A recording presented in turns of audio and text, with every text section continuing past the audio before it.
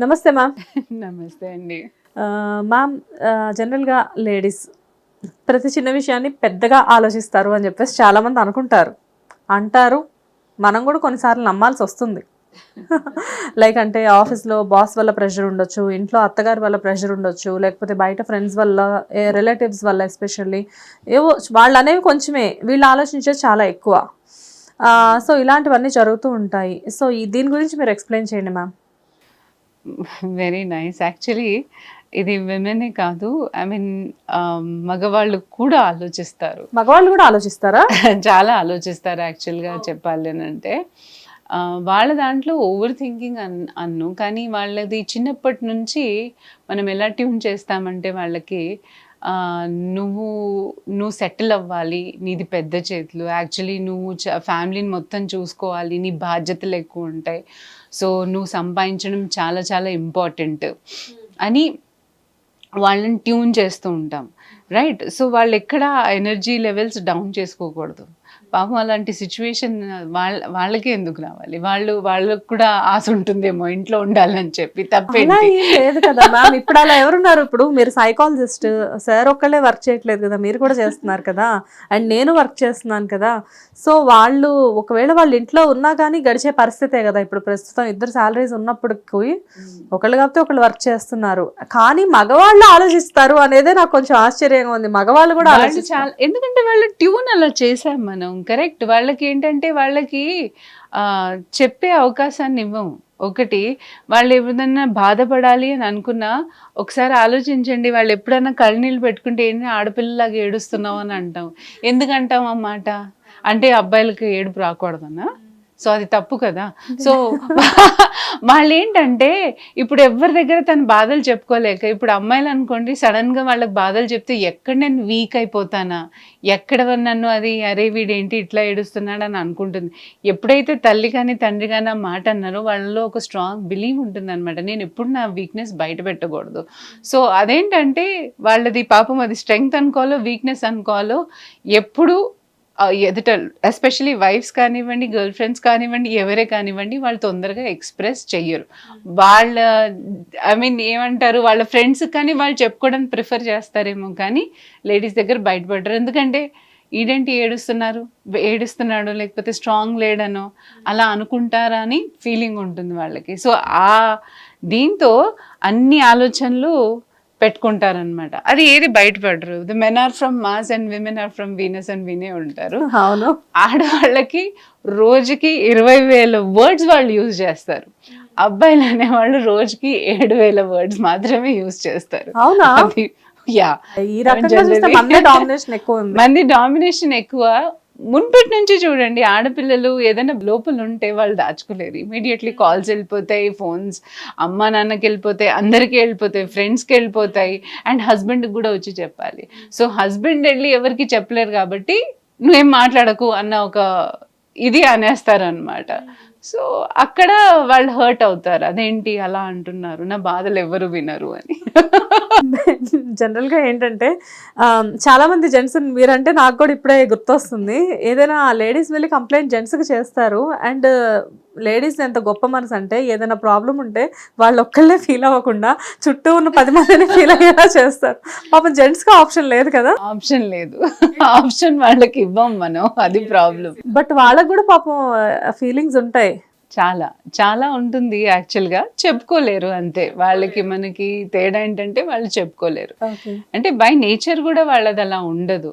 So ఇంకోటి ఏంటంటే constantly వాళ్ళు ఏదో సంపాదించాలి, ఏదో సక్సెస్ అవ్వాలి, పోషించాలి, ఫ్యామిలీని చూసుకోవాలి, లేడీస్ని చూసుకోవాలి అన్న అదే ఫీడింగ్లో ఉంటుంది. అదంటే ఎందుకంటే ఇది లెగసీ, మన తరతరాల నుంచి వస్తుంది. ఒకేసారి వెళ్ళమంటే ఎవరిది వెళ్ళదు. ఇప్పుడు సమానత్వం అంటున్నాం కానీ అది ఇంకా still there is a feel, right? So వాళ్ళు అలా ఉండడం చాలా కష్టం వాళ్ళకి. సో దే జనరలీ ఏంటంటే వాళ్ళ కోపం వచ్చినా, వాళ్ళకి ఏదైనా ఇలాంటి ఫీలింగ్స్ ఉన్నా వాళ్ళు క్వైట్ అయిపోతారు. క్వైట్ అయిపోతే ఆడదేం చేస్తుంది అంటే, నా మూలానే నువ్వు అలా అయిపోయావు, నేనే చేస్తున్నాను అని అనుకుంటున్నావు, నువ్వు అసలు ఎప్పుడు మాట్లాడవు, మళ్ళీ అదొక ఇదన్నమాట, ఫ్రస్ట్రేషన్స్. వీళ్ళు చెప్పే కంప్లైంట్స్ వినాలి, అటు నుంచి రియాక్షన్ రావాలి. ఆ పాప వాళ్ళేదో సామరస్యంగా పరిష్కరిద్దామని చెప్పేసి కాంప్రమైజ్ చేద్దామని చూసినా కానీ ఆటోమేటిక్గా కోపం వస్తుంది. అంటే నేను కూడా ఒక వైఫ్నే కదా. కరెక్ట్. అంటే వాళ్ళకి వినే పరిస్థితులు అండి, అనవసరమైన టాపిక్ తీసుకొస్తున్నావేమో. అబ్బాయిలు ఏంటంటే జెంట్స్ కి భయం ఉంటుందా, ఏదైనా విషయాన్ని ప్రొలాంగ్ చేస్తే అది ఆర్గ్యుమెంట్ కి దారి తీస్తుంది అన్న టెన్షన్ ఉంటుందా వాళ్ళకి? వాళ్ళకి భయం కన్నా అదొక ఫ్రస్ట్రేషన్ ఉంటుంది, అబ్బాయి ప్రధానికి ఆర్గ్యూ తీస్తుంది అన్నది. సో ఆ ఫ్రస్ట్రేషన్ వచ్చినప్పుడు జనరల్ గా చూడండి వాళ్ళ రూమ్ నుంచి వదిలేసి వెళ్ళిపోతారు. ప్రొలాంగ్ చేయడం, లేకపోతే కంప్యూటర్లో ఏదో డైవర్ట్ చేయకపోవడము, లేకపోతే జవాబు ఇవ్వకపోవడము, లేకపోతే తలనాడు చేసి ఇంతే. ఐ మీన్ ఆ సమాధానం కూడా మీకు జస్ట్ ఒక నాడ్తో తెలిసిపోవాలి అసలు వాళ్ళకి నచ్చట్లేదు ఆ టాపిక్ అని చెప్పి. సో కేర్ఫుల్గా హస్బెండ్స్తో డీల్ చేసే రకం ఏంటంటే వాళ్ళకి నచ్చని టాపిక్స్ తీసుకురావడం, ఇంకోటి వాళ్ళకి సజెషన్స్ ఇవ్వకపోవడం, వాళ్ళని క్రిటిసైజ్ చేయకూడదు. సో అట్లాంటివన్నీ ఆలోచించి బిహేవ్ చేయాలి వాళ్ళతో. అండ్ వాళ్ళకి సైలెంట్గా ఉండాలి అని అనిపించినప్పుడు కంప్లీట్గా వాళ్ళకి ఆ స్పేస్ ఇచ్చేయాలి. అలాగే అమ్మాయిలు కూడా అంతే, వాళ్ళకి సజెషన్స్ అవసరం లేదు. అంటే వాళ్ళు డీల్ చేసుకోలేరని మీకు చెప్పట్లేదు, వాళ్ళకి ఏంటంటే ఆ షేర్ చేస్తే ఆ బాధ తగ్గిపోతుంది అనమాట. అవునా నువ్వు ఇంత చేసావా అంటే చాలు చూడండి, దాని తర్వాత రాదు మా ఆయనే గ్రేట్ అని అంటారు. So this is the weakness of women, they need that kind of a caring. అంతే, అదొక్క ఇది మీరు చూపించారు అని అంటే షీల్ మెల్ట్ లైక్ ఐస్ అనొచ్చు. చూసారా మ్యామ్, ఫైనల్ గా విమెన్ అనే వాళ్ళు ఎంత గ్రేట్ అంటే వాళ్ళకి ఎంత ఏజ్ జరిగినా కానీ చిన్న విషయం గురించి కొంచెం పొగిడితే చాలు ఆటోమేటిక్ గా వాళ్ళు ఐస్ అయిపోతారని మీరే చెప్తున్నారు యాజ్ ఎ సైకాలజిస్ట్ గా. It is generally a tendency అనమాట. అంటే ఎవరైనా వినే వాళ్ళు ఉంటే చాలా ఇది కదా. సో చెప్పేవాళ్ళు ఎంతన్నా చెప్తారు కానీ వినడం అండ్ సజెషన్ ఇవ్వకూడదు. మళ్ళీ ఎవరికి సజెషన్స్ అన్నది నచ్చవు, ఎందుకంటే వాళ్ళు all possibility pros and cons చేసే ఉంటారు.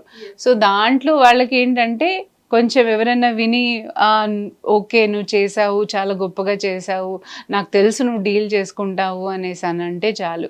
సో క్లెవర్గా ఏం చేయాలి, అమ్మ దగ్గర నుంచి ఎవరి దగ్గర నుంచి అన్న కంప్లైంట్ వస్తే, so this only thing is that support them. Okay you can deal now, you what you will do అని ఇండైరెక్ట్ క్వశ్చన్స్ వేస్తామన్నమాట. ఏం చేస్తారైతే ఇప్పుడు ఏం చేస్తావు. సో కొంచెం కన్వర్జేషన్ ఉండాలి అక్కడ, వాళ్ళకి ఏంటంటే మాట్లాడాలి వాళ్ళతో.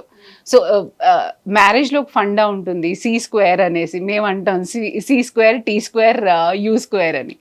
C² అని అంటే one is like what is that communication and clarity, రెండు ఉండాలి హ్యూమన్ బీయింగ్లో. అక్కడ communication and clarity in relationship. Second T² వచ్చి ట్రస్ట్ అండ్ టాలరెన్స్, రెండు ఉండాలి. అది లేకపోతే కుదరదు. అండ్ U వచ్చేసి understanding and unconditional love. Do not expect anything from your partner at times, because every time he cannot fulfill your expectations. So alani crack అయిపోద్దు, it happens. Okay, so అట్లాంటి attitude ఉంటే you will really enjoy your relationship. Nice ma'am, చాలా బాగుంది. అంటే topic మొదలు పెట్టింది ఏమో కానీ మీరు ఫుల్ఫిల్ చేసేసరికి అది నాకు కూడా ఏదో చాలా ప్రేక్షకులకే కాదు నాకు కూడా అదేదో చాలా యూస్ఫుల్ టాపిక్ లాగా బాగా కనెక్ట్ అయ్యాను నేను కూడా. Anyways thank you ma'am. Thank you so much for this.